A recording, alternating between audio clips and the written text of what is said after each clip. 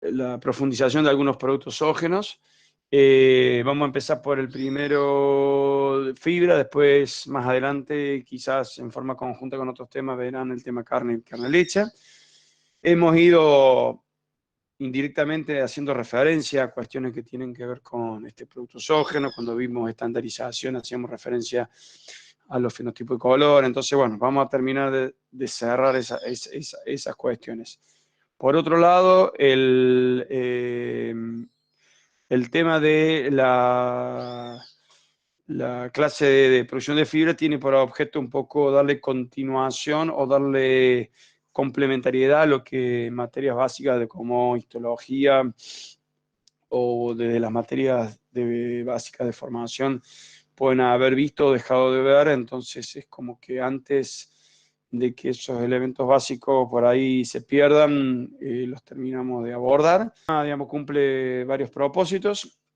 Acá tienen rápidamente presentadas las fibras animales, simplemente porque las vamos a hacer mención después cuando hablemos de los grupos respectivos, como un producto zoógeno factible. Hay dos grandes divisiones en el mundo de la lana o la fibra ovina. Cuando hablamos de lana hablamos de fibra ovina, con estas dos posibles destinos para vestimenta y para alfombra. Y un gran grupo de fibras especiales, que como dice su nombre, y de paso les sirve como ejemplos, son productos zoógenos del tipo specialty, mientras que la lana en principio es un clásico commodity. Después vamos a ver algunas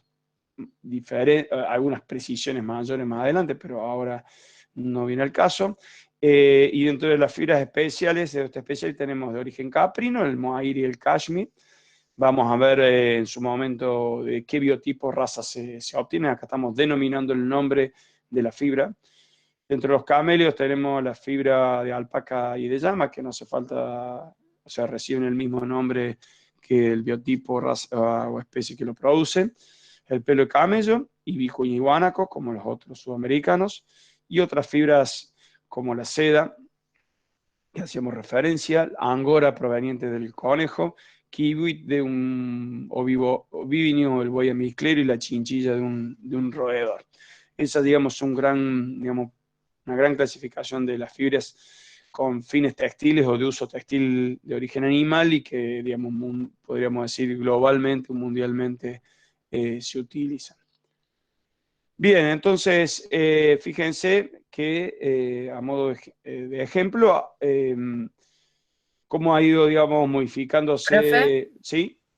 disculpe, ¿podría repetir lo de las fibras especiales que nombró otras distintas esas? Sí, la seda, la del gusano de seda o Bombis mori, o puede ser también unos gusanos que producen pero el Bombis mori es de origen chino, digamos, o asiático al menos. Hay otras sedas autóctonas o gusanos de seda que producen también, digamos, ese filamento o esa estructura particular proteica. Cuando hablamos de la fibra angora, hacemos referencia al conejo de Angora al biotipo Angora. Alquiviut es una fibra proveniente de un ovibovínido, de la familia del ovibovínido, del buey amisclero o Ovibos moschatus, que es otra de las fibras, y la chinchilla, que proviene de un roedor, que es la chinchilla. Hay algunas otras más que podemos hacer referencia, pero bueno, son una gran, digamos, forma de ejemplificar las fibras de origen animal que tienen, digamos, globalmente conocimiento o aceptación o uso. ¿Sí? Profe, disculpe, Sí. en otras, el kiwi, no sé bien cómo se pronuncia. Kibiut o kiwit, pero es kibiut, digamos, sí. Ah, listo. ¿A qué hacía referencia, perdón? Al buey almizclero. Buey almizclero. Ovibos moschatus. Es un ovibovinio, lo van a ver cuando vean bovinio. Acá simplemente la idea es presentarles, digamos, la diversidad de fibras animales que existen. Porque hay un gran desconocimiento de parte de ustedes, digamos, digamos, de este producto zoógeno. Por eso, digamos, Profe, aportamos un poco a mostrar la diversidad. Sí, eso que nombraba recién dijo que era de un buey, pero le llaman buey o un ovibovinio, un bovínido, digamos, de origen norteamericano que ya van a ver más adelante. Ah, bien. Porque no sabía, digamos, cómo era ese producto zoógeno, qué aspecto Es tenía, una, digamos. y no lo, digamos, y bueno, es simplemente presentado, o sea, como dice otras, es simplemente otra, no se hagan tanto problema porque cuando llegue el momento de esos grupos los vamos a presentar. Vuelvo a repetir, esto es una clasificación de las fibras para que ustedes vean la gran, digamos, diversidad de fibras de origen animal o la gran diversidad de grupos nosocomios que son capaces de producir este producto. Ese es un poco el objetivo de esta clasificación. Hay hasta un roedor, pero vuelvo a repetir, o sea, hemos pasado, digamos, desde bóvidos y vamos hasta, digamos, un roedor o hay un lagomorfo, digamos, hay un gusano, o sea, un artrópodo, o sea, hay diversos, digamos, organismos, diferentes, digamos, grupos que producen filamentos proteicos.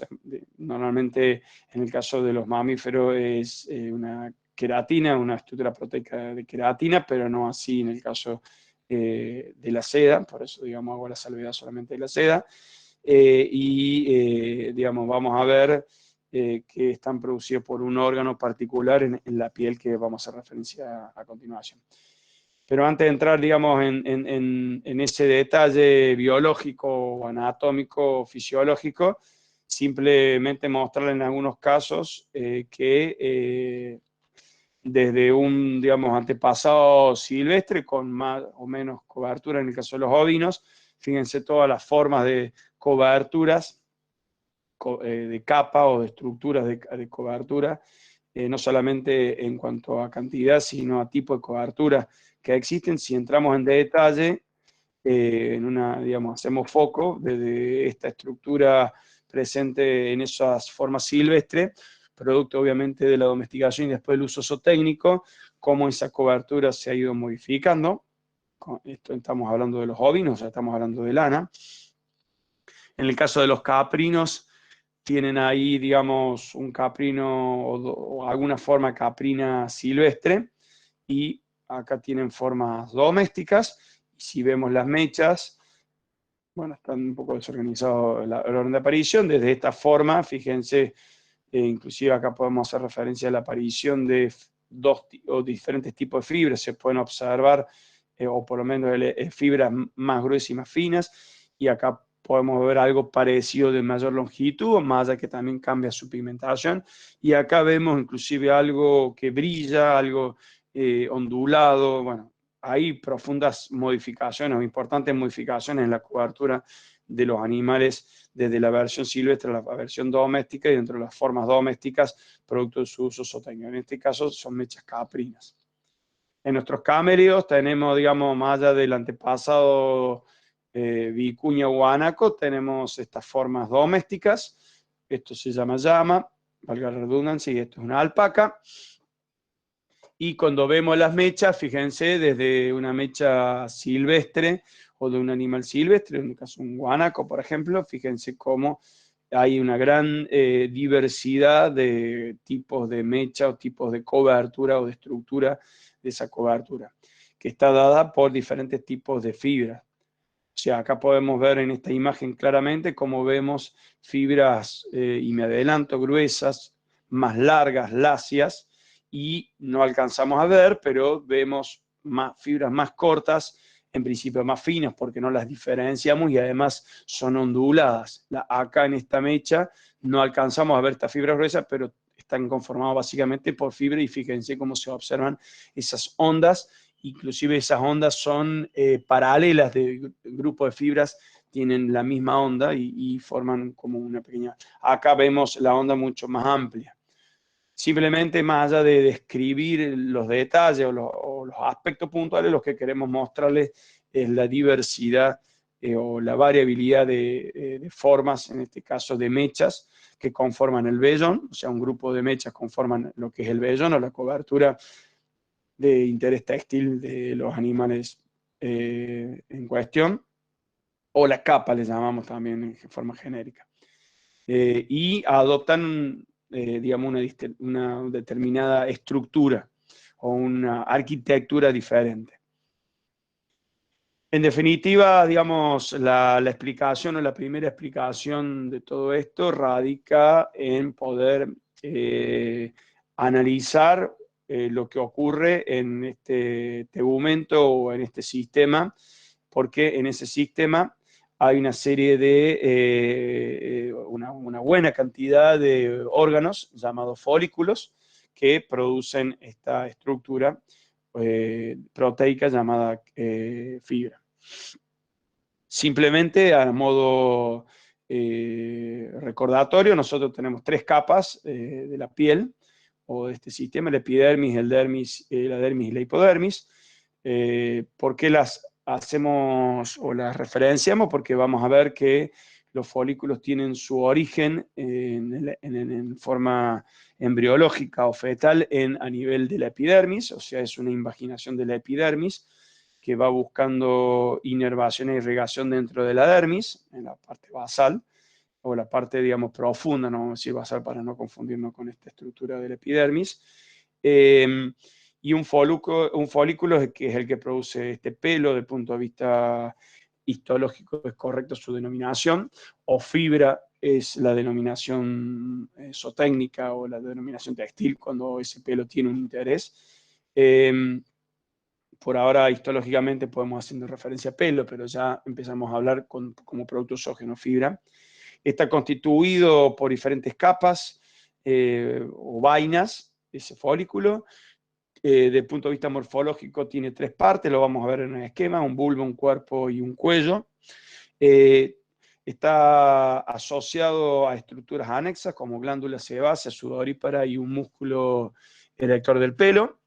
Y se diferencian 2 tipos de folículos, un primario y un secundario, según las estructuras anexas que tienen, eso desde el punto de vista morfológico, si hacemos un corte de piel, pero evolutivamente, o evolutivamente, en el desarrollo embriológico fetal, los folículos primarios, como dice su nombre, son los primeros en aparecer y luego son secundados o aparecen en una onda secundaria de los folículos más tardíamente secundarios, que le vamos a llamar, que generan otro tipo de fibra. Por eso fíjense que acá hace referencia al tipo de fibra que produce. Recién mencionamos las fibras gruesas y largas, y lacias inclusive, y ahí las podemos asociar a un tipo de folículo, como son los primarios, mientras que los secundarios de aparición más tardía, que secundan a estos primarios, ya vamos a ver bien en esquemas, producen una fibra diferente.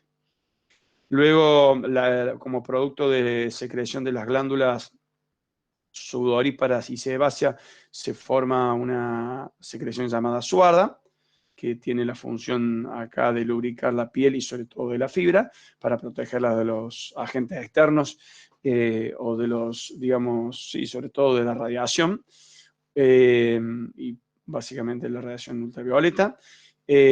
También protegerla en cierta forma de otros elementos como la lluvia o los agentes climáticos. El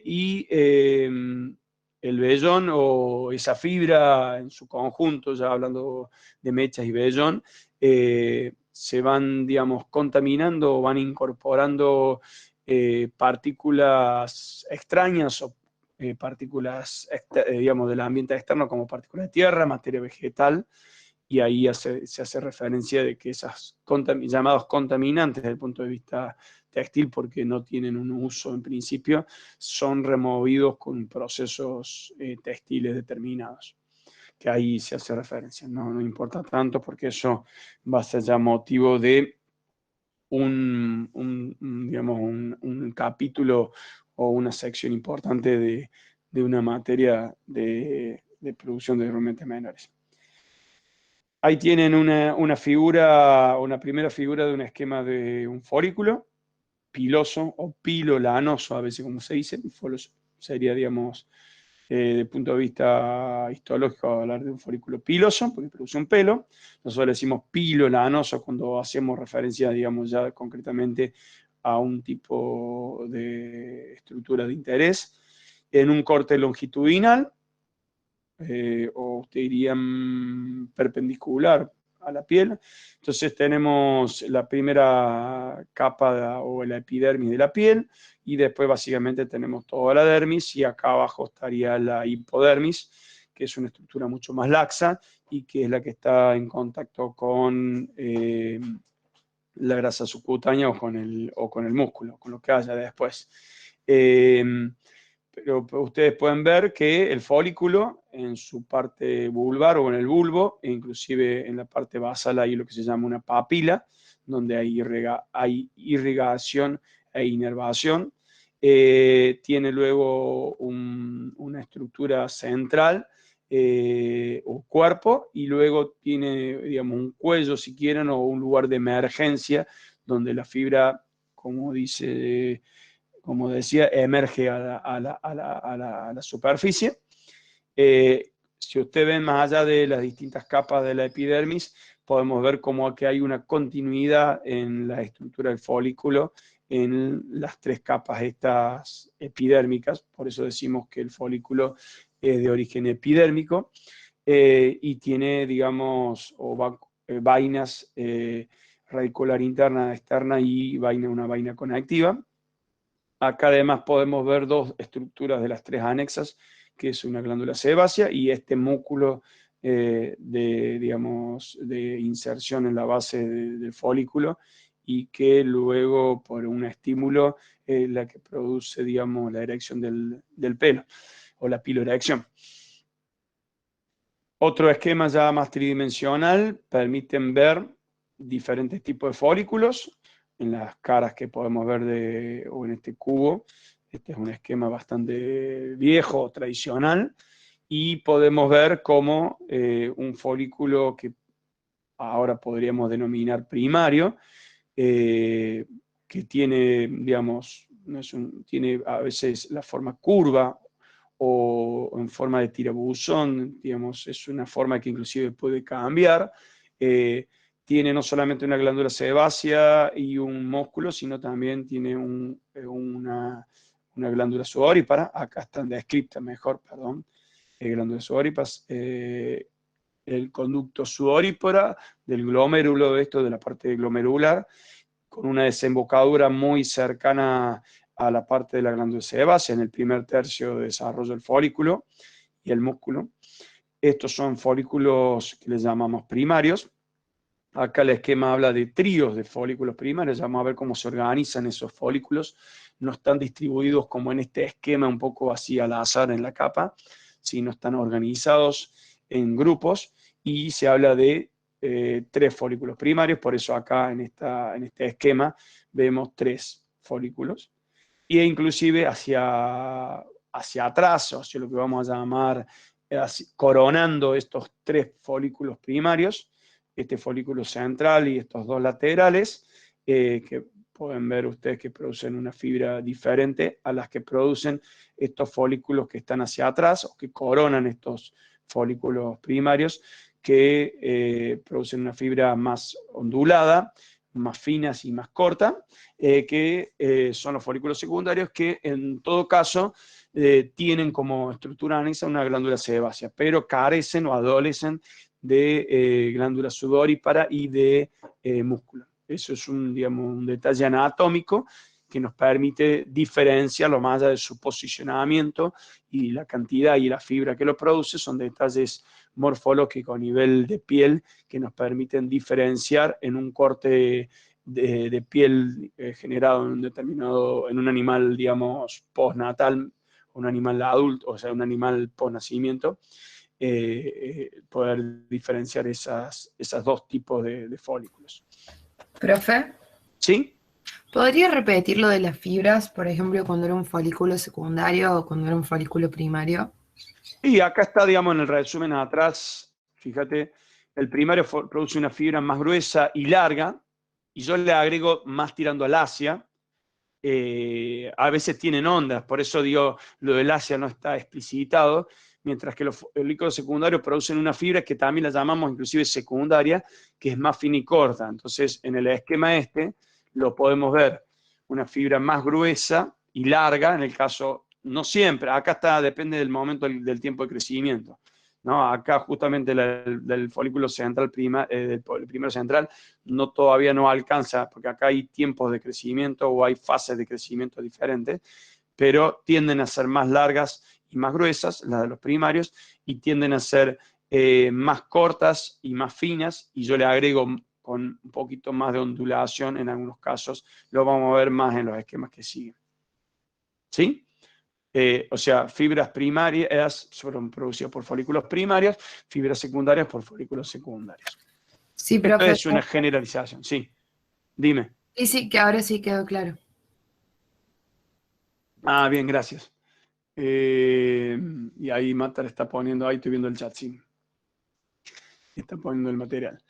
Bien, si ya entramos un poco más en detalle y está en inglés, pero bueno, fíjense que tenemos el corte longitudinal abajo, o el diagrama, digamos, longitudinal, como dice acá en B, y el diagrama transversal o paralelo a la superficie de la piel. Lo interesante, digamos, que el corte longitudinal está hecho de A hacia B, o sea, es un corte, digamos, longitudinal y perpendicular a la imagen. Y este corte horizontal o este corte transversal está a esta profundidad de la piel o a esta altura de la piel.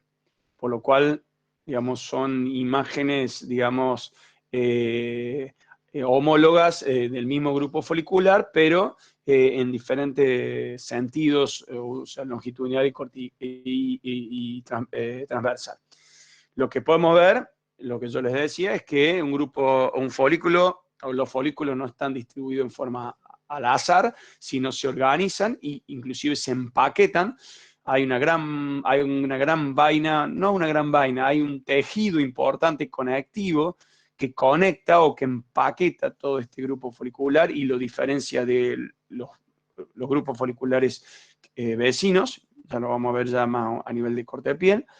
Y podemos ver que hay un margen primario y un margen secundario, donde acá en el corte transversal, o también llamado horizontal, podemos ver los tres primarios, o el trío, el central y los laterales, con sus estructuras completas, o sea, estas orejas que a veces se llaman, o glándula sebácea, el conducto, o sea, la sudoripa a nivel de conducto, y el músculo, porque claro, lo estamos agarrando a este primario, o sea, a este, que corresponde a este nivel.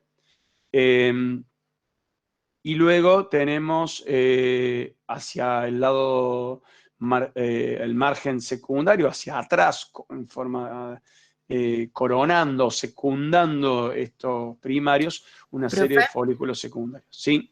disculpe que lo interrumpa de vuelta, Sí, no hay pero problema. estos grupos foliculares no me quedó claro si siempre son tríos o Es pueden ir modificando la cantidad, digamos. La base de un grupo folicular, sobre todo en ovinos, es de un trío, o sea, 3 folículos primarios y después una serie de secundarios. Es la base de organización de un folículo. Después vamos a ver que hay excepciones o hay en otras especies grupos de primarios solitarios o grupos de cuartetos, sextetos, o sea, más de 3 primarios en un grupo folicular. Pero, digamos, el esquema tradicional y más estudiado, que es en ovinos, está formado por un trío. Y que después lo volvemos a ver en algunas otras especies, pero a veces con excepciones. Así que está bien tu pregunta. Vuelvo a repetir, estamos tratando de dar las bases o las grandes generalidades, digamos, ¿no? O sea, estamos, digamos, tratando de aportar conocimientos complementarios a los que ustedes pueden haber visto previamente. No tiene por objetivo de ver la gran diversidad y variabilidad y cómo es en cada una de las especies, porque eso ya lo veremos oportunamente en la materia específica del cuarto año. Bien, fíjense que el ángulo de emergencia, acá podemos ver otra cosa, que la emergencia es casi perpendicular a la piel, pero no es totalmente un ángulo de 90 grados, es un ángulo de menos de 90 grados, 80, 85 grados. Pueden ver otra cosa, que este grupo de secundarios tienen una emergencia común, que serían estos que están acá, estos dos, y hacia atrás tenemos un folículo secundario que emerge en forma solitaria. Estas son cosas que se pueden observar en este diagrama. En todos los casos, estos folículos secundarios tienen en principio glándulas sebáceas asociadas, pero habría que ver, o sea, esto puede ser en algunos casos, por ejemplo, quizás sea este que está acá, fíjense que no tiene asociado, o por lo menos a esta altura del corte no hay una glándula sebácea, y nunca vemos glándulas sudoríparas, o por lo menos no vemos asociado ni glándula sudorípara ni un conducto asociado, o no vemos ni vemos el músculo. Y guarda que acá estamos viendo folículos. Bien, esto digamos un poco lo mismo, un paquete de folículos secundarios cortados a diferentes profundidades de la piel. Y lo que podemos ver es cómo la emergencia es común y luego es como que se van ramificando.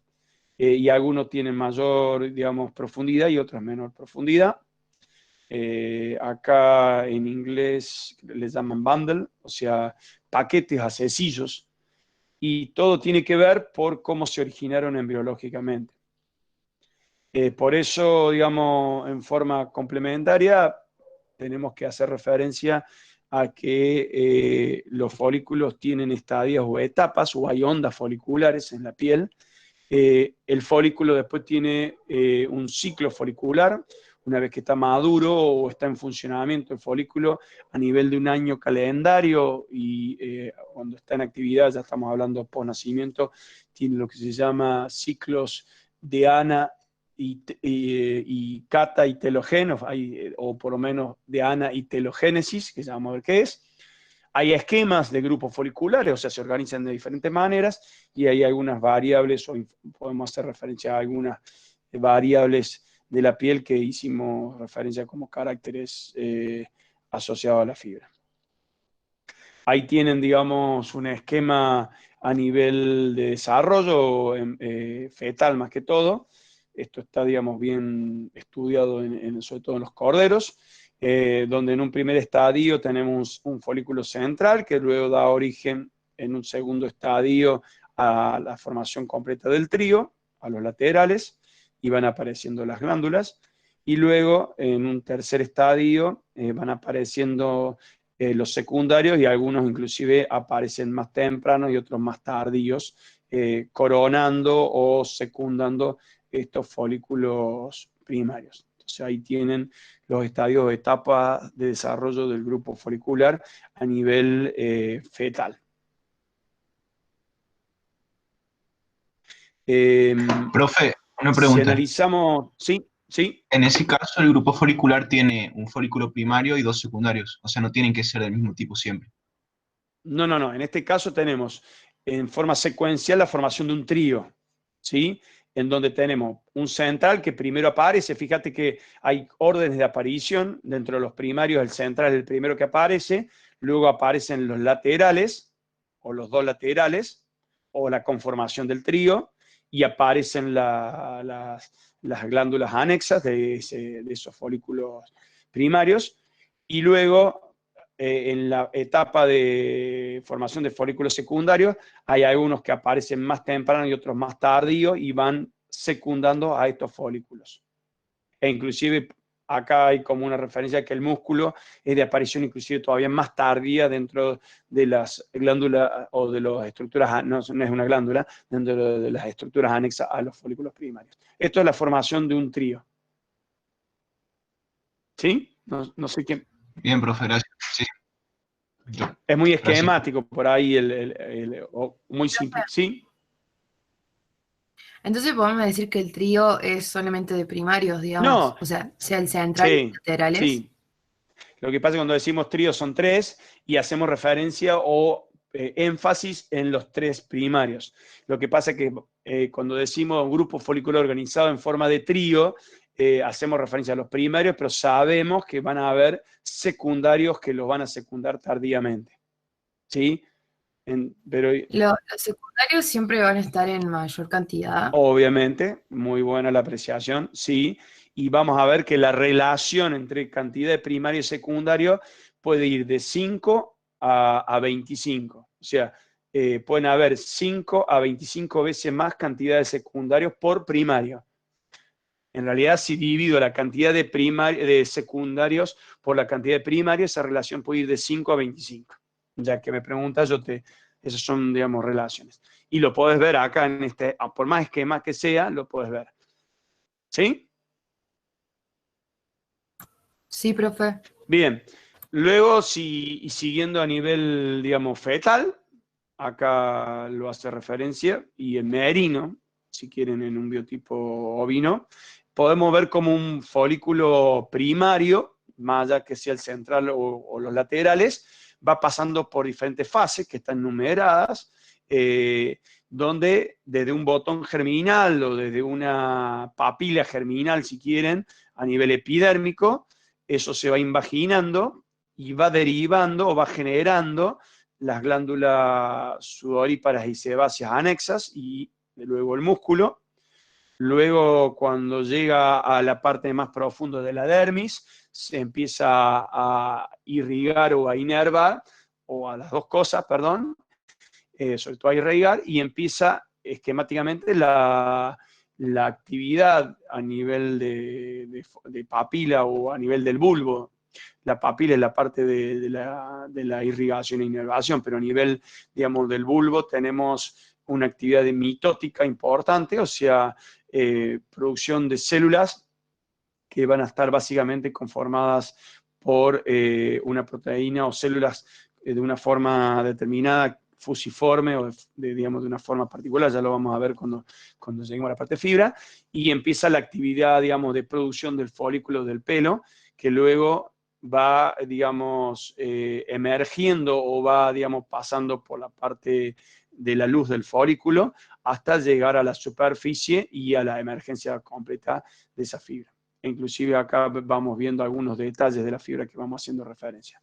Entonces ahí tienen, digamos, si quieren, digamos, las 8 fases de desarrollo de un folículo. Más de que sean 8, pero lo importante es ver que empieza, digamos, a nivel epidérmico, a nivel de un botón germinal, que se va invaginando buscando la irrigación y la inervación, sobre todo la irrigación, y al nacimiento, un folículo primario, podemos decir que ya ha empezado a producir una fibra, y no solamente a producir una fibra, sino esa fibra ha emergido. En el caso de los secundarios, es algo muy similar el desarrollo, solo que no desarrolla todas las glándulas anexas, y lo interesante es que un folículo secundario puede generar o puede derivar en folículos secundarios que le vamos a llamar derivados, para no complicar. O sea, desde un folículo secundario original, o desde este, digamos, botón germinal que da origen a un folículo secundario, luego se ramifica ese folículo secundario, serían los folículos derivados de este original. Este es el folículo secundario un poco que ustedes pueden ver que es más profundo, tiene mayor, digamos, actividad o una actividad más dominante, y es el primero que va a generar una fibra. Luego los otros van a completar su maduración y van a producir también una fibra, pero más tardíamente y probablemente ya no en su etapa fetal, sino en los primeros meses de vida del animal. O sea que la actividad folicular a nivel de secundarios se completa ya a nivel post-nacimiento. Profe, ¿Sí? no me quedó claro lo que era el folículo secundario derivado. Es un folículo o una estructura folicular que se origina a partir de un folículo original.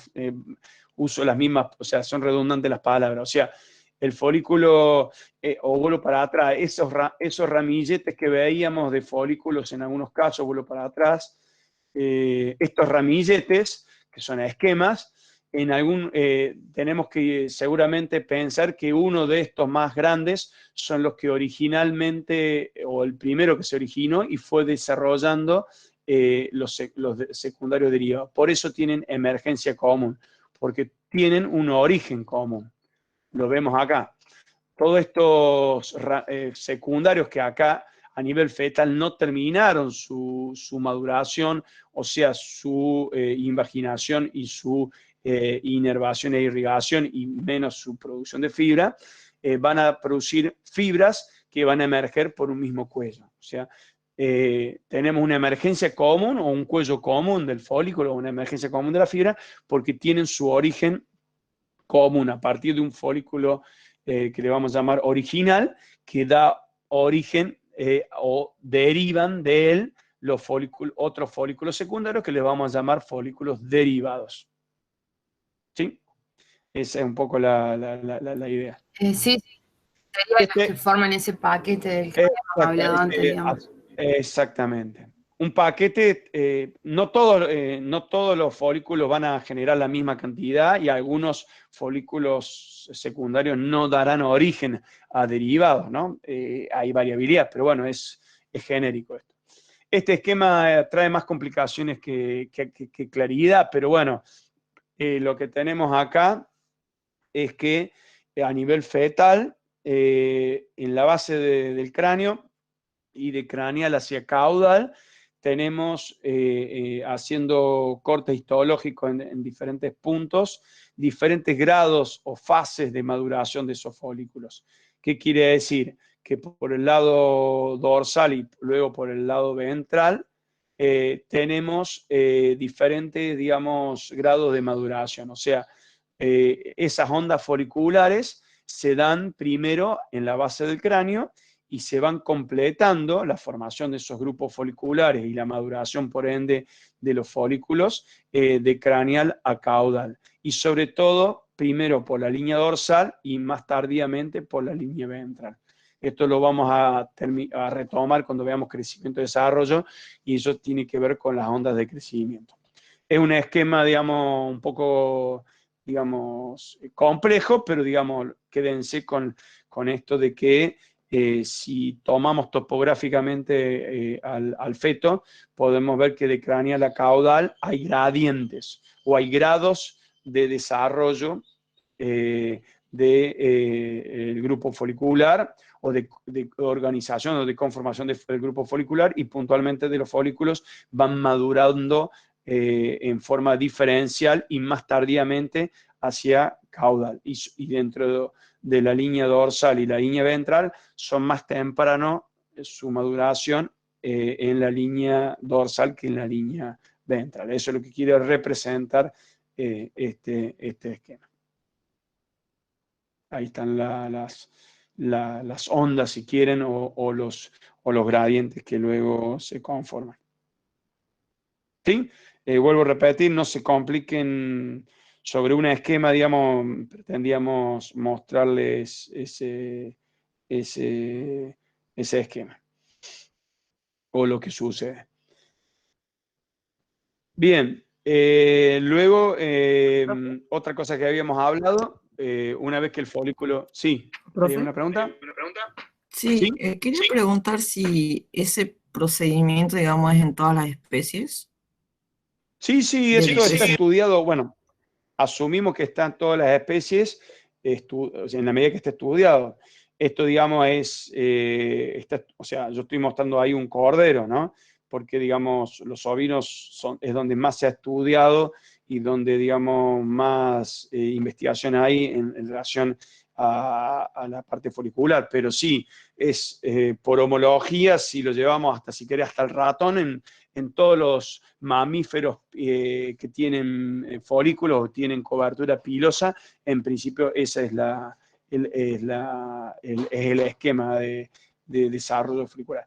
Quizá después habrá variantes que ya vamos a ver en la zootecnia específica en cuanto a cómo se organizan esos folículos en los grupos determinados y todo eso, pero básicamente esto es generalizable a todos los mamíferos.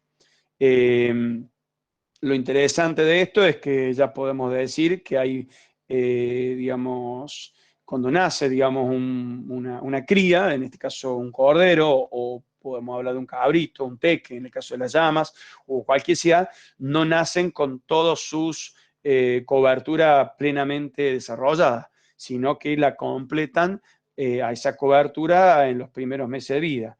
En algunos casos más temprano, en algunos casos más tarde, y eso se debe a que los folículos terminan de madurar o terminan de completar su formación o su desarrollo postnatal, o sea, después del nacimiento. Vuelvo a repetir, habrá seguramente algunas variaciones, pero es la base, digamos, para todos los mamíferos que tienen actividad folicular o tienen un folículo que producen pelos. Lo mismo esto que estamos hablando del ciclo o que vamos a hablar del ciclo de funcionamiento folicular. Si tenemos ya esto postnatalmente hablando, y en un folículo primario, y acá lo estamos viendo a nivel de primario porque estamos viendo sobre todo un músculo, pero en el folículo secundario pasa lo mismo, tenemos fases fases de actividad folicular que les llamamos anagen, y fases de inactividad o de dormición, o de catagen sería de degradación o de regresión de ese folículo. Acá está catágeno, le dice, o catagen, o catagénesis, si quieren, para pasar a una etapa de telogen, en el cual tenemos lo que se llama una etapa de inactividad. Y luego una nueva fase de anagénesis o anagen 2, donde lo que vemos es que el folículo, que inclusive ven como si fuera que se retrae, o se vuelve digamos, a invaginar, o vuelve a tomar, digamos, irrigación, empieza a formar un nuevo pelo que va a reemplazar el pelo del ciclo anterior, y lo va a eyectar inclusive. Lo vemos acá, digamos, en otro esquema, y en realidad lo que va a producir es la caída de este pelo, porque va a ser renovado por este nuevo pelo. O sea, a lo largo de un año calendario, si quiere, un año cronológico, tenemos renovación de esa cobertura. Tenemos lo que se llama la muda. Lo hemos observado en todos nuestros animales en mayor o menor medida, desde un equino, lo vemos en nuestros carnívoros, y lo vemos obviamente en muchos de nuestros animales, lo vemos en caprinos, y en algunos casos ya no lo vemos porque esa muda ha sido modificada, pero digamos, en muchos de los animales que no han sido, digamos, acá lo tengo que decir, seleccionados con fines textiles, esa muda se observa, y esa renovación obedece a la necesidad de que luego van a ver de una mejor termorregulación, o sea, obedece a que en algún momento del año el animal tiene que tener una importante cobertura, o tiene que tener una cobertura importante en cuanto a cantidad o abundancia, y sobre todo formar una capa o una cobertura de importante longitud,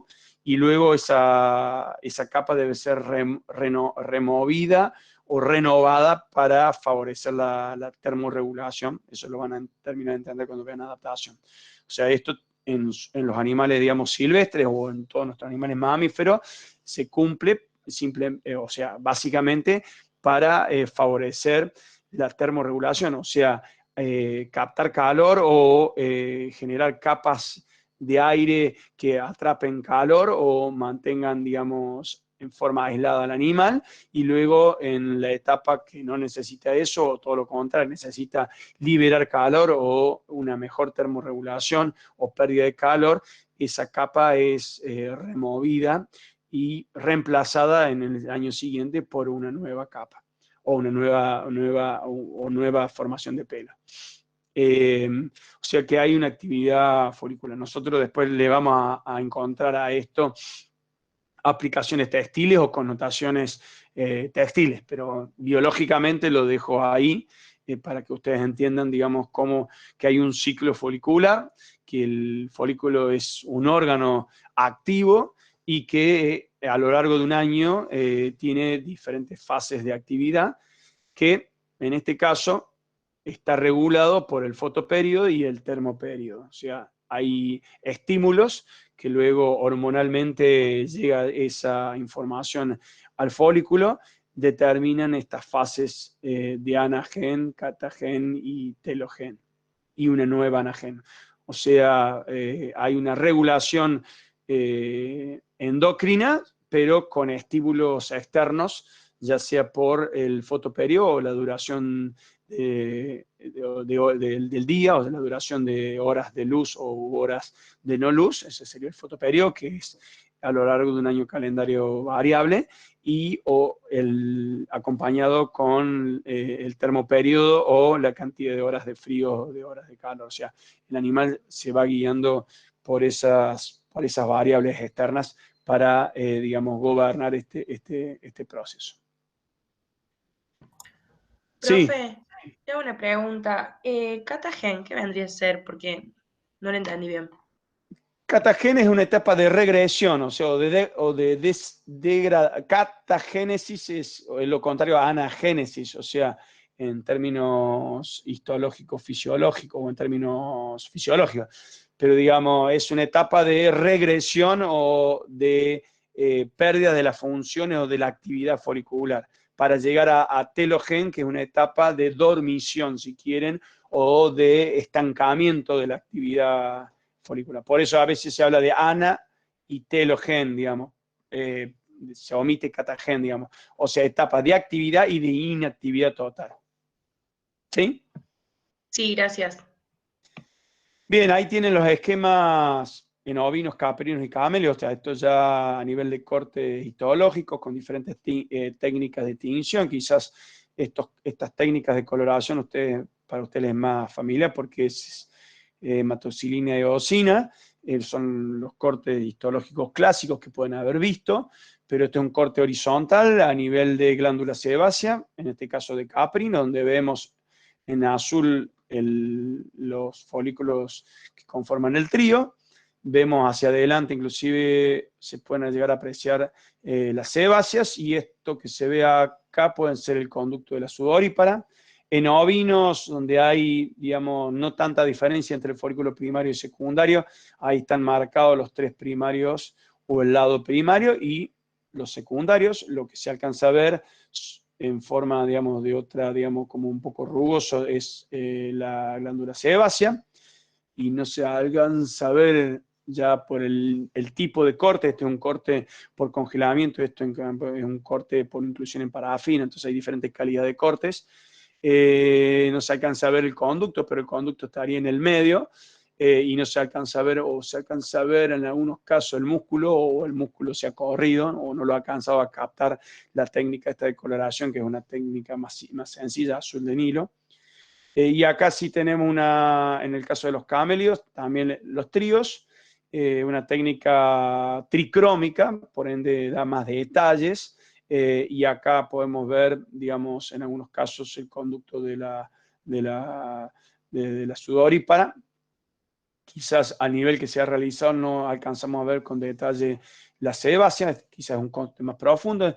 El detalle lo da este secundario está a nivel papilar, por eso se ve de esta forma. O sea, es un corte un poco más profundo. O sea, son cortes en los dos primeros a nivel de glándula sebácea, y por ende podemos ver bien la sebácea, en este caso más profundo a nivel de casi llegando en los secundarios a nivel papilar. Simplemente para que ustedes vean ejemplos. Y lo que por ahí decían algunos o preguntaban, la cantidad de primarios en relación a secundario va variando. Esto es un esquema simple a nivel de ovinos. Arriba a la derecha tenemos 3 primarios en un muflón, en este caso un muflón de Córcega y Cerdeña, en un muflón, en una oveja primitiva, o en un muflón, o una oveja silvestre o silvestrada, no importa, un muflón en definitiva, podría ser el antepasado silvestre de las formas domésticas, pero ustedes pueden ver una gran diferencia de tamaño de folículos primarios y secundarios, con una clara diferenciación de ambos, o sea, de los 3 primarios respecto a los secundarios. Y conforme vamos hacia abajo y hacia la izquierda, llegamos a una versión de un grupo folicular en un biotipo merino, que por excelencia es un animal o un biotipo, una raza, una línea, si quieren, productora de lana. Entonces vemos o alcanzamos a ver 3 folículos primarios por el músculo, pero no alcanzamos a diferenciar por tamaño de folículos, son muy parecidos a los secundarios, pero vemos cómo sí ha aumentado la densidad. Después vamos a ver en su momento que el aumento de la densidad ha determinado ese emparejamiento en cuanto a los tamaños de los grupos, del tamaño del folículo y por ende de las fibras que son producidas. Acá va a haber fibras bien diferenciadas en cuanto al tamaño y a su longitud, mientras que acá van a ser fibras muy similares las producidas por primarias y secundarias. Y digamos, en el camino, o acá vemos inclusive algunas variantes que responden a diferentes tipos de razas o biotipos ovinos, donde inclusive se ve anatómicamente, donde se ven más gruesas las vainas radiculares.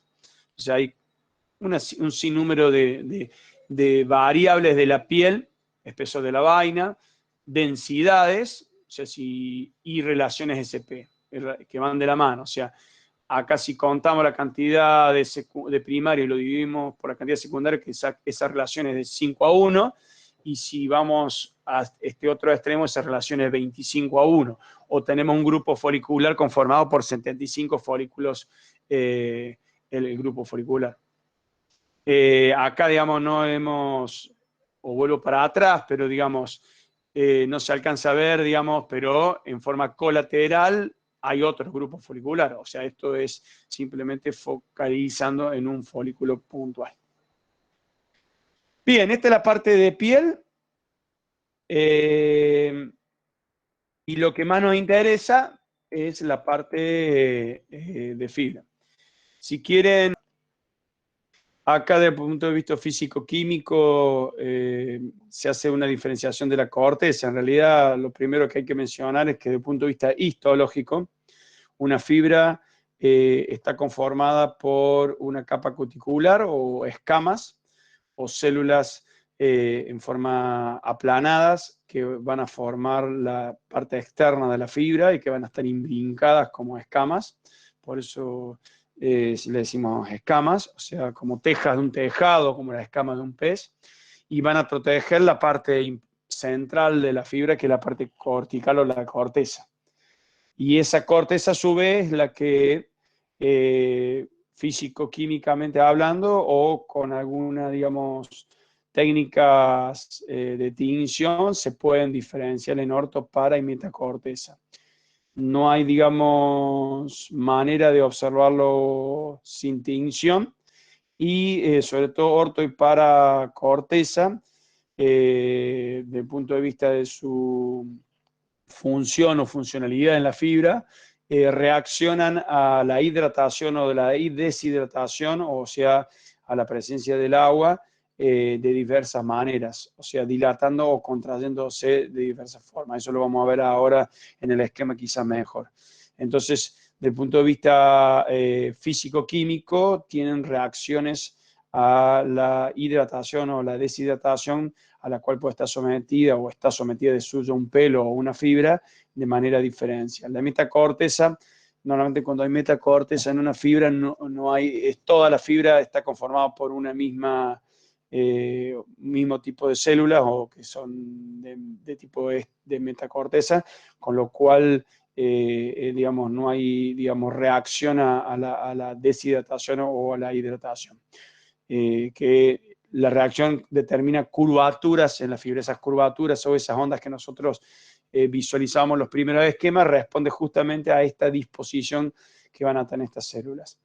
Estas células, no lo mencionamos, pero a nivel del bulbo son células vivas, son células que tienen un contenido celular con una predominancia de una estructura proteica, que es la queratina, que vamos a ver ahora, se organiza de una forma determinada, que luego, conforme va la célula emergiendo o avanzando en la luz del folículo, se va muriendo esa célula o se va perdiendo el contenido celular, y lo único que queda es la parte fibrilar o la parte proteica, que está organizada en forma de fibrilar y es la que, digamos, determina la formación de la estructura o de la corteza, que es la parte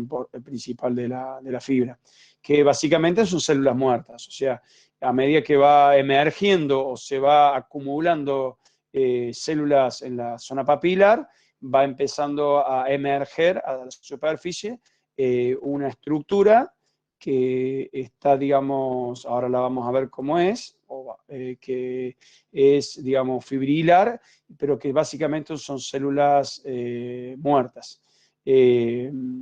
Más allá de lo que uno, según lo que, digamos, las propagandas de, sobre todo de productos para higiene del cabello, hablan de darle vida al cabello. El cabello es el pelo humano. Es una estructura muerta, un producto, digamos, de células muertas, que están dispuestas de una forma determinada, que ahora lo vamos a ver, que permiten tener una cohesión por más muertas que estén, es la parte, y eso lo da la parte cortical. A veces en algunas fibras, sobre todo en las más gruesas, o las que producen, o las que tienen más ritmo de actividad o mayor actividad de mitosis, o sea, las más gruesas y las de la mayor longitud, tienen en el centro una estructura llamada médula, y hay diferentes tipos de médula. O sea que podemos llegar a nivel histológico, determinar la presencia de 3 tipos de células, que las vamos a ver ahora en este esquema, que inclusive están en términos de nanómetros, pero digamos, acá, digamos, si le ponemos un punto, acá serían 20 micras, esas, digamos, para que tengan una idea, o sea, esta sección son 20 micras, y una micra es una milésima parte de un milímetro. Podemos ver la cutícula, o sea, estas son las planas, que por ahí hay algunas diferencias entre ellas, pero básicamente la parte cuticular es el 10% de la fibra, la empaqueta a la fibra, la protege a la fibra, y es, digamos, básicamente impermeable, en todo caso, por los bordes o por, digamos, en la superposición de estas células en forma de escamas, es por donde puede ingresar, digamos, humedad, o puede ingresar agua, o una solución de agua, o por ejemplo un colorante. Luego, cuando vemos en la luz o la parte central, la parte de la corteza, acá el esquema diferencia para células o para corteza y células ortocorteza. Esquemáticamente las diferencia de 2 maneras distintas, pero esto es visible solamente, es un esquema, es visible si lo tiñéramos, una parte se tiñe, otra parte no. Fíjense que habla de un remanente nuclear, porque obviamente acá lo que está, digamos, desagregando o descomponiendo es que cada una de estas son células que tienen las formas alargadas o fusiformes, y que van quedando como trabadas unas con otras y a su vez empaquetados dentro de una cutícula. Y eso es lo que le da resistencia a la fibra. Luego, una célula o un complejo, como dice acá, de membrana celular, tenemos macro y microfibrillas para luego terminar. Sí. Disculpe, no me quedó claro lo que era la corteza, digamos, es lo que está envuelto por la cutícula. La corteza es un tipo de célula, por eso dice paracélulas u ortocélulas. Es la parte central o la parte más importante de la fibra, la parte que está, digamos, rodeada por células planas que las rodean a esas células corticales y sobre todo las empaquetan, si quieres, que es la cutícula o las escamas. La parte cuticular está conformada por células planas o escamas, en forma de escamas. La corteza son células muertas, en este caso, de 2 tipos, en principio para este esquema, y una célula en sí, a su vez, está, digamos, conformada por básicamente una macrofibrilas que a su vez tiene microfibrilas que luego terminan en la estructura cuaternaria o en esta estructura de cuerda espiralada izquierda o la alfa hélice derecha de una proteína llamada queratina. O sea, esa es cómo se va desarmando o desagregando una fibra. O sea, acá tenemos una célula y luego dentro de la célula la estructura fibrilar o de fibra que tiene, digamos, cada una de estas células, que le va dando a su vez su propia rigidez hasta llegar, digamos, a la estructura, digamos, cuaternaria de la célula, de la proteína que conforma la fibra, que es la queratina.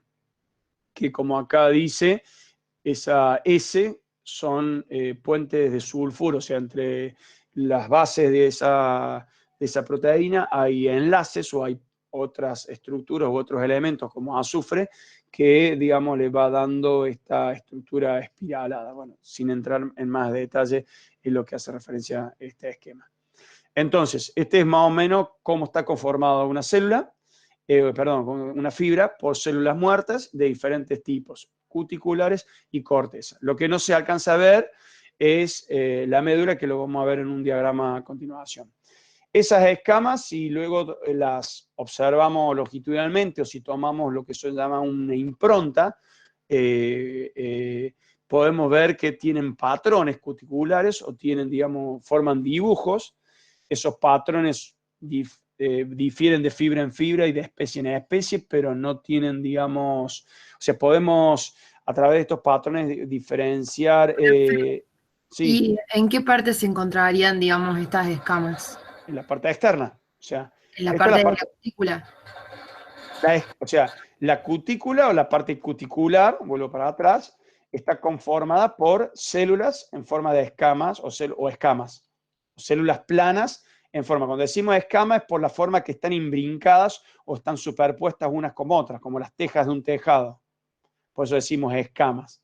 En realidad, el término histológico es decir cutícula o células cuticulares. Son células planas que envuelven a las células corticales. ¿Sí? Sí, profe, ahora sí.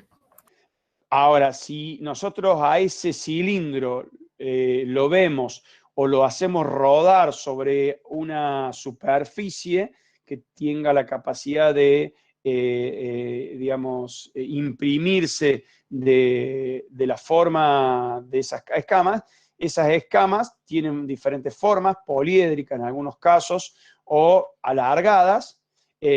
Lo que pasa es que acá vuelvo a repetir, acá a la izquierda estamos viendo la fibra, pero a la derecha estamos viendo el rodamiento de esa fibra sobre esa superficie. Entonces lo que vemos es como si fuera una huella dactilar, si quieren, una impronta, y podemos ver sus formas, podemos ver el borde y podemos a veces ver la irregularidad de ese borde, no solamente la forma del borde, más liso, más recto, sino irregular.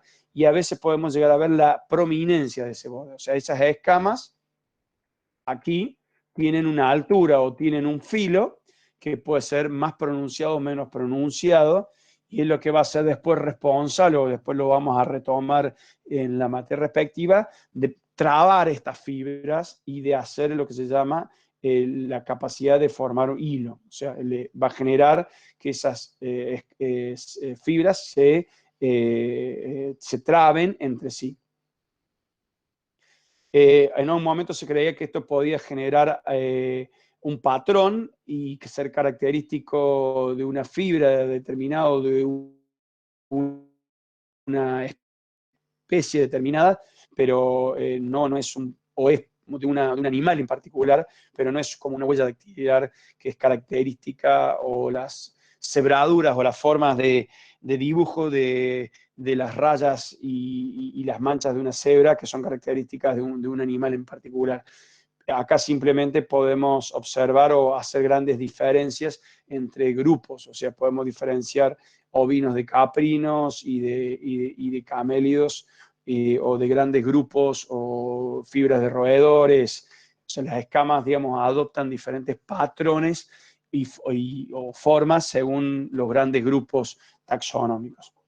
Esa es la única importancia desde el punto de vista de la identificación. Desde el punto de vista textil tiene una gran importancia porque esas escamas protegen las cortezas y esas escamas a su vez luego son las que van a generar la capacidad de trabar esas fibras y de formar hilo o de formar fieltro. Luego lo que yo les decía, en algunas fibras podemos observar en la luz central o en el centro una cavidad hueca llamada médula o una cavidad enrejada o con una proteína amorfa, o sea, una proteína desorganizada que forman como rejas, pero que deja lugar mucho vacío, o mucho más que vacío, mucha luz que está llena de agua o llena de aire. O sea, la médula tiene, digamos, una función o tiene digamos, una función biológica que es alojar aire o, en su defecto, alojar agua. Entonces, cumple una función biológica porque tiene la capacidad de almacenar agua o luego de liberar esa agua y reemplazarla por aire. Entonces, eso le confiere a la proteína de por sí, que es poca conductora del calor y también de la electricidad. Si además tiene aire, más aislante es. O sea, el poder aislante que tiene esta fibra, que ya van a ver después en adaptación, se debe no solamente a la naturaleza proteica, sino además que algunas fibras, sobre todo las más gruesas, están conformadas en su mayoría de médula, como vemos en esta fibra acá arriba a la izquierda. En tanto que las fibras más finas son inclusive en su mayoría ameduladas. ¿Por qué? Porque cumplen dos funciones distintas.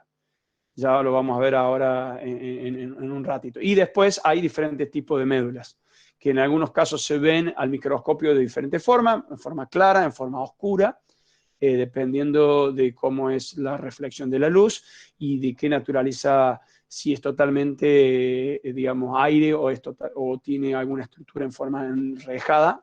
Por eso acá dice mosaico. Y se va fragmentando o se va discontinuando esta médula continua hasta llegar a ser fragmentada, y en algunos casos, y esto pasa en los roedores y en las liebres, es como perfectamente segmentada. Es como si fueran segmentos, o sea, tienen diferentes disposiciones las médulas. O sea, la producción de esa médula o de ese vacío o de esa estructura es diferente. Y es muy variable, como ustedes verán en su sección longitudinal o en su, digamos, producción longitudinal.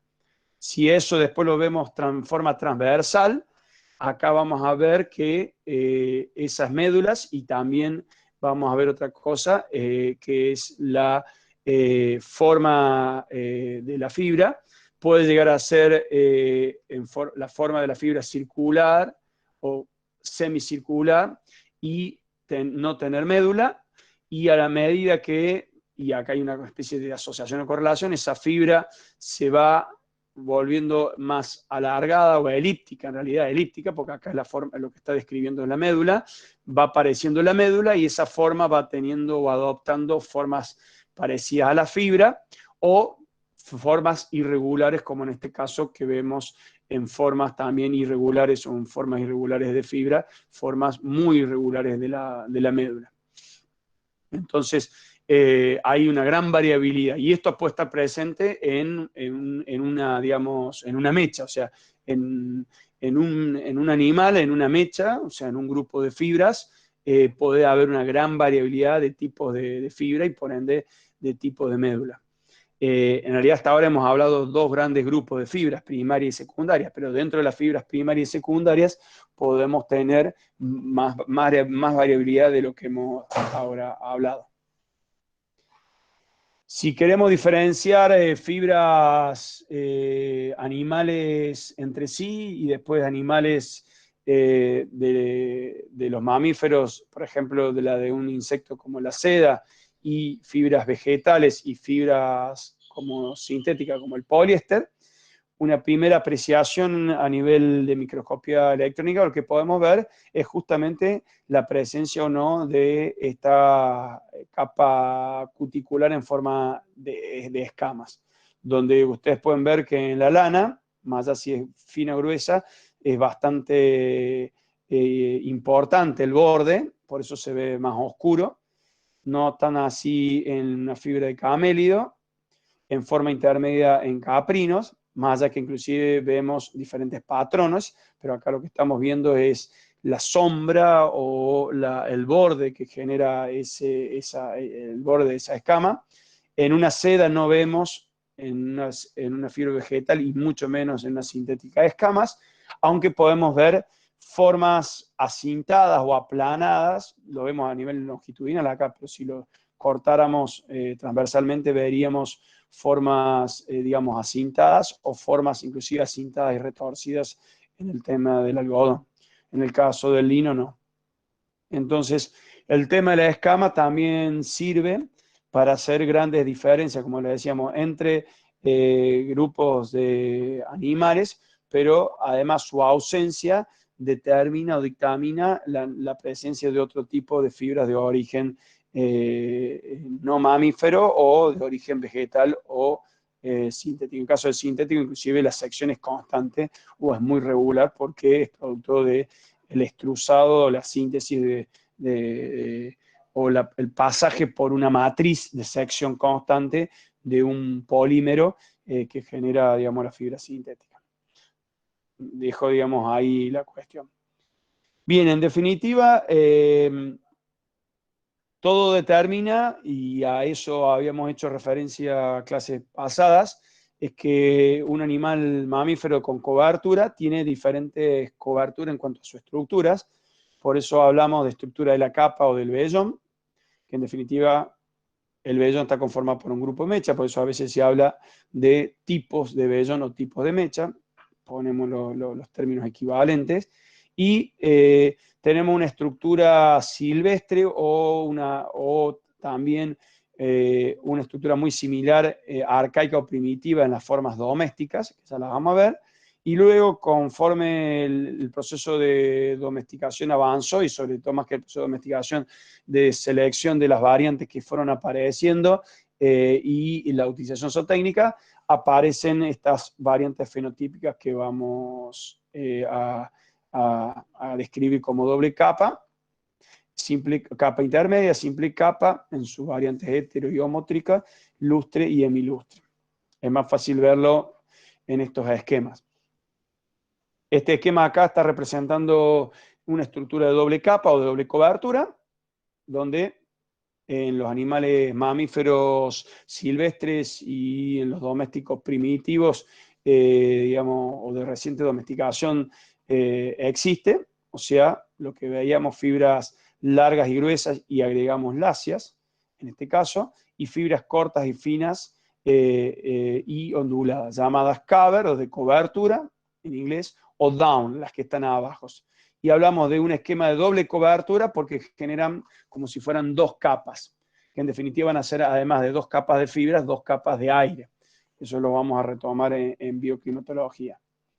Luego, conforme vamos viendo otras especies en donde hay variantes, en ovinos abajo, en caprinos arriba, pueden ustedes ver cómo desde este esquema de doble capa primitivo se fue avanzando a un esquema de doble capa donde las fibras son de mayor desarrollo, en todo caso, de mayor longitud, pero se mantiene esta estructura de doble capa. En el caso de los caprinos no se habla de doble capa, sino se habla de cashmere. Y luego, conforme vamos avanzando hacia la derecha, van apareciendo otras variantes hasta llegar a las variantes lustres. No importa tanto que ustedes aprendan todos estos nombres, sino que vean la variabilidad. Y esas imágenes que veríamos al principio de la clase, de las distintas coberturas, obedecen a estos diferentes tipos de mechas y por ende de cobertura o de vellón que se van conformando. Entonces son variantes fenotípicas, producto de las modificaciones que se van generando, producto del uso zootécnico, que luego retomaremos en fibra.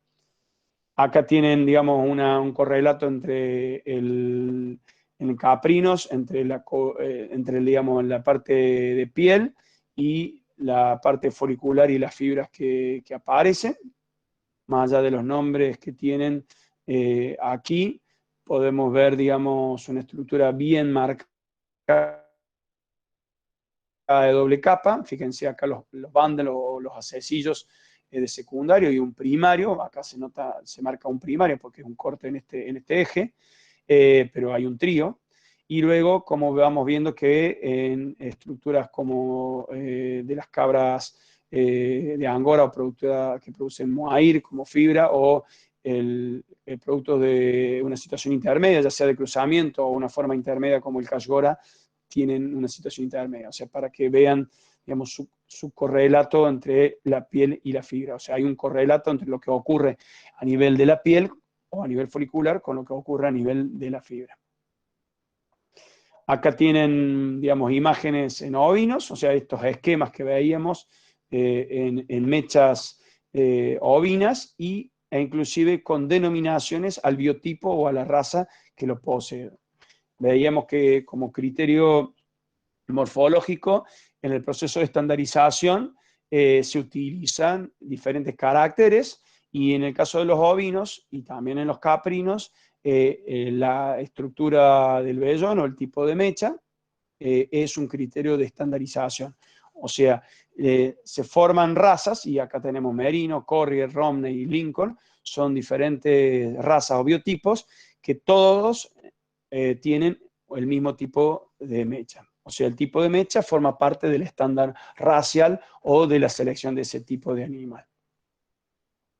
En los camélidos pasa por homología algo similar, lo hemos descrito nosotros en el tema camelio. Pero bueno, o sea, desde un doble capa hasta un lustre, pasando por el simple capa, que son los tres patrones principales o los tres tipos de vellones de mechas principales, y estas variantes intermedias, capa intermedia o hemilustre. Vuelvo a repetir, no importan tanto los nombres, sino que ustedes observen la variabilidad que existe. Y acá lo pueden ver en el tema de imágenes, o sea, mechas. Y las habíamos visto al principio de la presentación. Entonces, esto tiene que ver con los tipos de mechas o tipos de coberturas que tienen nuestros animales silvestres, la doble capa, y después las variantes que van apareciendo en las formas domésticas, que muchas veces son criterios de estandarización o criterios de clasificación, inclusive cuando veamos las razas ovinas, son criterios de clasificación.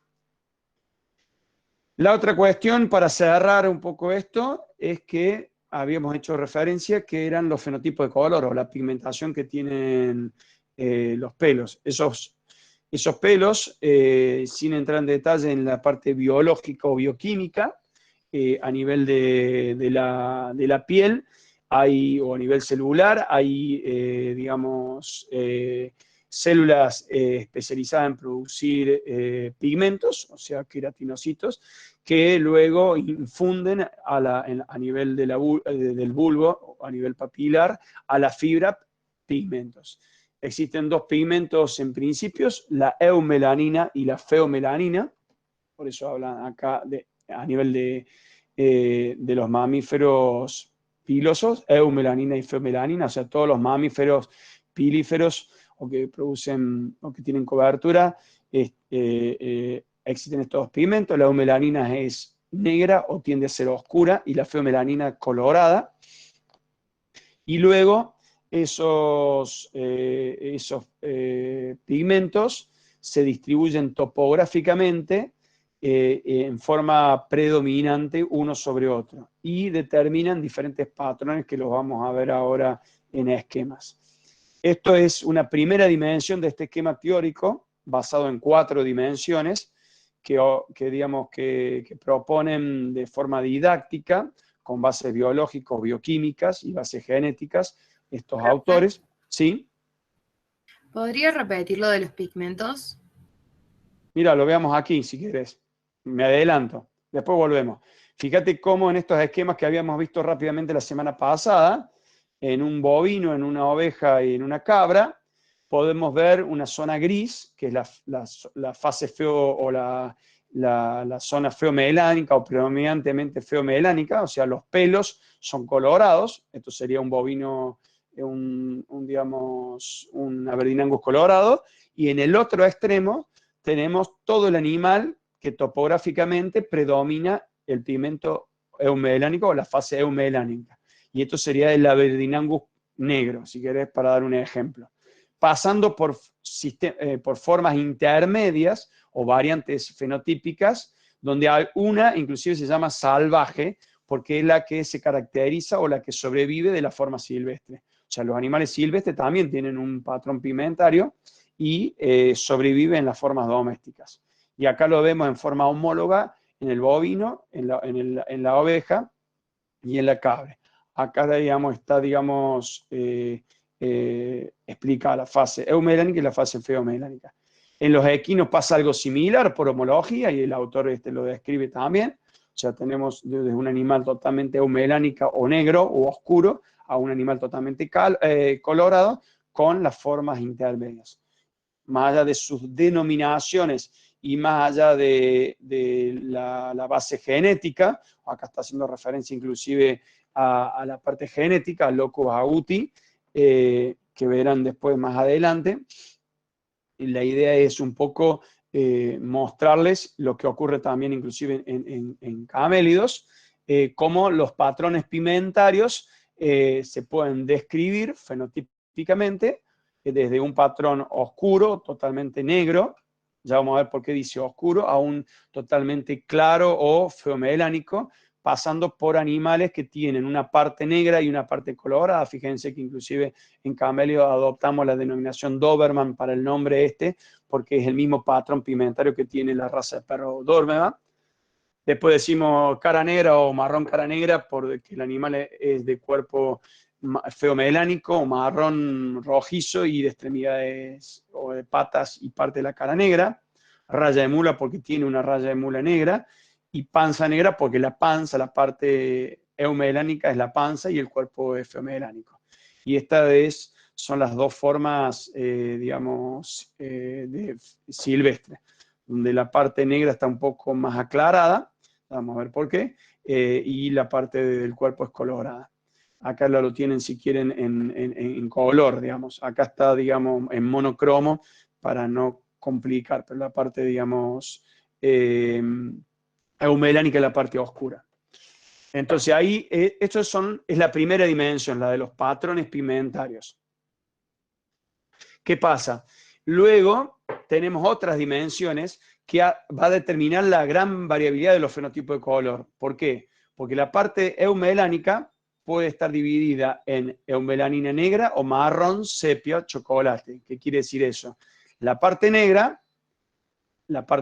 lo vemos en el Doberman, la parte esta negra, puede ser negra o marrón sepia, chocolate. Eso es más fácil de ver en el Doberman. El Doberman, que sería, digamos, a ver, en este caso si lo vemos como un perro, la parte negra se vuelve marrón y la parte de abajo sigue colorada. Eso se explica por una variante y por un locus, el locus brown, que es la segunda dimensión. Luego podemos tener diluciones y mezclas, o sea, podemos tener colores diluidos, o sea, grises o mezclados, o sea, mezclas de zonas con más eumelánica, o sea, con variantes eu y feomelánica, inclusive con pelos despigmentados, y entonces empiezan a aparecer las alteraciones de la pigmentación. Y lo más interesante es que tenemos manchas, o tenemos una cuarta dimensión que termina de armar o de complicar este esquema, como lo quieran ver, que son las zonas despigmentadas. Hasta ahora veíamos zonas pigmentadas o variantes de la pigmentación, pero luego tenemos las partes despigmentadas o la de las manchas, que van desde manchas o marcas, o sea, manchas pequeñas, a manchas con diferentes tamaños y formas, o manchas características como el pintado, o estas formas que hacen referencia inclusive a biotipos particulares, o manchas características, y tenemos el animal totalmente blanco. El animal totalmente blanco es un animal que en su cuarta dimensión, o en su locus que gobierna la despigmentación, hace que todo el cuerpo del animal sea despigmentado. O sea, no produzca pigmento, o haya una alteración en el proceso de producción de pigmento. Y acá no estamos hablando de albinismo, sino estamos hablando de animales no albinos. El albinismo, a su vez, es la forma más extrema de producción de blanco o de despigmentación a nivel de pelo, pero también tiene como el fenómeno o el síndrome del albinismo otras cuestiones a nivel de pigmentación de otras regiones. Acá estamos hablando solamente de pigmentación del pelo. Entonces, si vamos al tema de las manchas, en este esquema que lo vemos para camello, nosotros podemos ver cómo el animal a nivel de la cara o a nivel del tronco, esa mancha puede ser pequeña, puede ser más grande y de forma y ubicación irregular, y puede extenderse, ir agrandándose y dejar algunas partes o islas pigmentadas. Nosotros acuérdense que acá la mancha siempre es blanca. O sea, vemos diferentes diseños de manchas blancas. Y tenemos los animales tobianos, si quieren, llamados tobianos, en los pelajes de bovinos, o animales pintados, o taglio, como le dicen en el caso de los camelios, o dálmata, en el caso de los perros, que son animales donde tienen un diseño de mancha particular, donde sobre una base blanca, o sea, totalmente despigmentada, sobreviven una serie de islas de pigmentación. Fíjense, o de pintas, no digo mancha, porque cuando digo mancha estoy hablando por convención de una zona despigmentada. Entonces, si ustedes combinan una cosa, esto es lo último, creo, si combinan estas 4 dimensiones, pueden terminar o pueden empezar a entender lo complejo que es el tema de la despigmentación o de la pigmentación o los fenotipos de colores, porque son multidimensionales. Y cada una de esas dimensiones está gobernado genéticamente por más de un loco muchas veces, que interactúan unos sobre otros. O sea, la parte de la genética del color es bastante compleja. Esto, digamos, lo habíamos ya enunciado, lo íbamos mencionando en términos generales cuando veíamos el proceso de estandarización. Ha sido un carácter, el fenotipo de color o los patrones pigmentarios combinados con sus variantes y su falta de pigmentación, o sea, todo es el fenotipo de color, un criterio de estandarización, y puede ser un carácter que hace al estándar racial, en muchos casos, y esta es la forma biológica o bioquímica, con inclusive fundamento genético, de poder entenderlo no solamente en cómo se produce, sino en cómo después se hereda. Eso lo van a ver, a lo mejor lo van a retomar en mejoramiento genético. Por ejemplo, es bien sabido que un animal totalmente eumelánico, negro o marrón, más allá si haya una variación, negro por negro, da siempre negro, porque el negro es recesivo. En esta serie alélica, si lo quieren ver desde el punto de vista genético, el feomelánico y el silvestre son dominantes sobre el eumelánico o las formas intermedias. O sea, genéticamente después hay toda una interpretación, no solamente de la base genética, sino de cómo es la heredabilidad de estas variantes fenotípicas que genéticamente tienen su correlato. Bien, termino acá, me queda un minuto. Esto